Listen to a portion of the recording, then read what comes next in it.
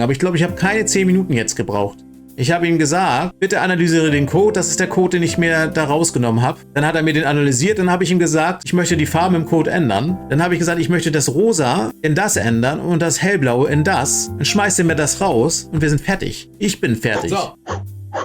Also es geht um diese Geschichte und es geht um ChatGPT. Und da hole ich mir jetzt kurz aus dem Chat nochmal die CSS-Datei, also CSS-Code. Als CSS-Code ist das, wie es nachher aussieht. So wird das halt entschieden. Jetzt gucken wir mal, wie wir da jetzt klarkommen mit ChatGPT.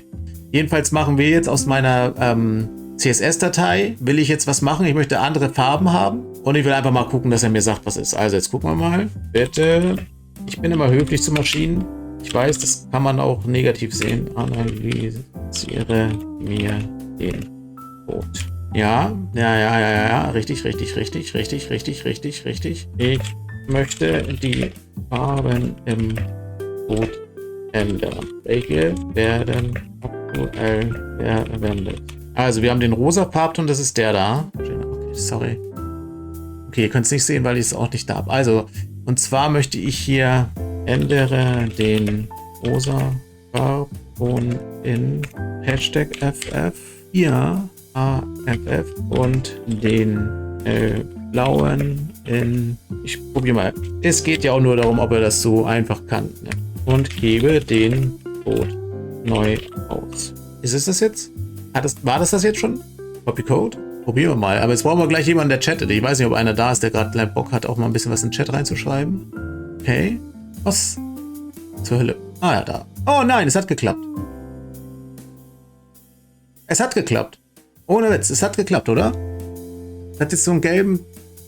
Ja, nice. Aber warum hat er euren denn nicht gemacht davor? Wir müssen mal ein bisschen hier reinchatten. Ich muss mal sehen, ob das.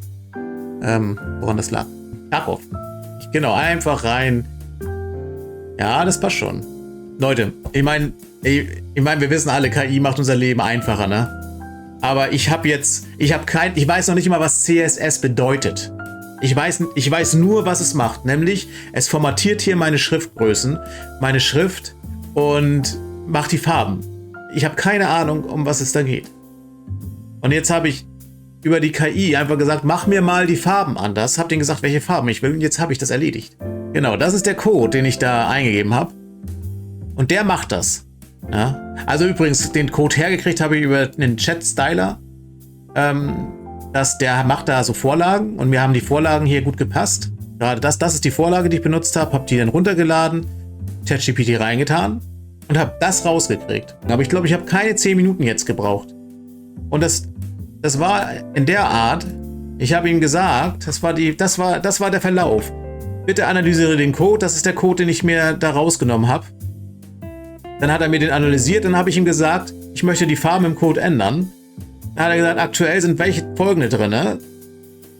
Für den Hintergrund von Elementen. Der sagt mir sogar für was. Dann habe ich gesagt, ich möchte das Rosa in das ändern und das Hellblaue in das. Dann schmeißt er mir das raus und wir sind fertig. Ich bin fertig. Das ist geil.